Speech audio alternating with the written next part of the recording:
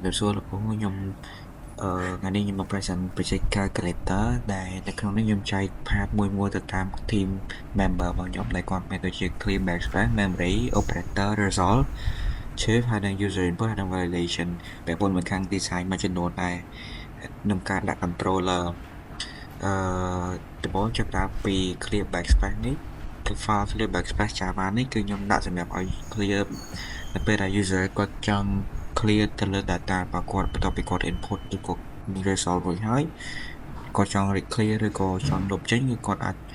ចុច clear ប៊ូតុង clear ដើម្បី clear data នឹងចេញបានតែប៉ុន្តែខាង file memory នេះវិញfile memory នេះគឺខ្ញុំដាក់ដើម្បីឲ្យcalculator យើងចាំទៅ variable ទី1ជាមួយនឹង operator ហើយនិង variable ទី2របស់ user input យ៉ាងណាទៅគាត់ដាក់ជាមួយនឹងលេខឬក៏អីមួយcalculator យើងនឹងធ្វើការចងចាំពាក់ព័ន្ធជាមួយនឹង variable ទី1ដើម្បីđểសួរនោះក្រោយ calculate ហើយពាក់ព័ន្ធជាមួយនឹង operator វិញជាមួយនឹងគឺយើងត្រូវការដាក់ជាមួយនឹង operator ដើម្បីជា operator បូកដកគុណចែកសម្រាប់ឲ្យ user ក្នុងការគណនាហើយនៅពេលដែល result ប៊ូតុង result នេះវិញនៅពេលដែលគណនារួចហើយឬក៏មិនគឺគាត់ចង់ display answer ឬក៏ display ចម្លើយណាមួយគឺគាត់ដាក់នៅក្នុង load នៅក្នុងចុច result សញ្ញាស្មើគឺចេញ result មកតែម្ដងតែប៉ុន្តែបើខាង shift នេះវិញនៅពេលដែលកាត់ដាក់ shift យើងធ្វើការនៅពេលដែល variable ទី1យើងទៅសេដាក់ហើយយើងដាក់ជាមួយនឹង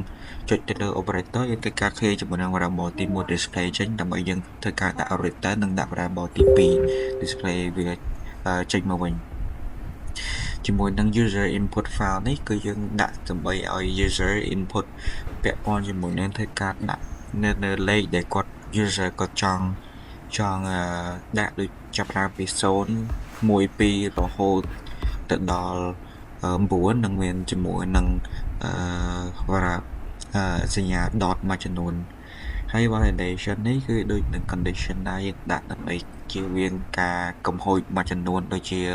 ការដាក់លើសជាន់សញ្ញាចុចដល់ទៅ2ដងឬក៏ការជៀសវាងទៅបញ្ហាមួយចំនួនដូចជាការដាក់កំហុសបច្ចេកទេសនៅពេលដែលករណីដែលចែកជាមួយនឹង0ឬក៏បញ្ហាបច្ចេកទេសដូចជាលើស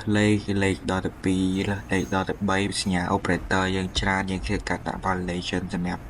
ធ្វើការជាបញ្ហាទាំងអស់ហ្នឹងហើយជាមួយនឹង control Java នេះគឺយើងធ្វើការដាក់ជាមួយនឹង controller ដើម្បីសម្គាល់វាជាមួយនឹង file design ដែលជាង design នៅក្នុង view FHTML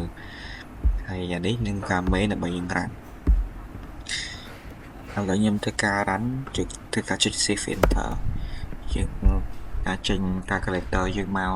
ហើយយ៉ាងនេះខ្ញុំធ្វើការ testing ជាមួយនឹងលេខបូកខ្ញុំចុច clear ហើយទៅកាន់ទៅពេលនេះចុចលេខ7ចុចលេខបូកគឺយើងបាត់អាវទី1ដើម្បី display លេខ2មកអញ្ចឹងនៅពេលយើងករណីដែល validation យើងករណីមានចុច12អញ្ចឹងនៅការចុច2ចុចអញ្ចឹងលេខចុចនេះគឺយើងដាក់បានតែមួយទេយើងមិនដាក់ validation condition វាការពាររួចហើយដើម្បីកាត់បញ្ជានៅការដាក់សញ្ញាចុចឬក៏សញ្ញាមួយចំនួនដែល calculator យើងក៏ស្គាល់អញ្ចឹង presentation ខ្ញុំមានតែប៉ុណ្្នឹងឯងលោកគ្រូគឺអរគុណច្រើនគ្រូ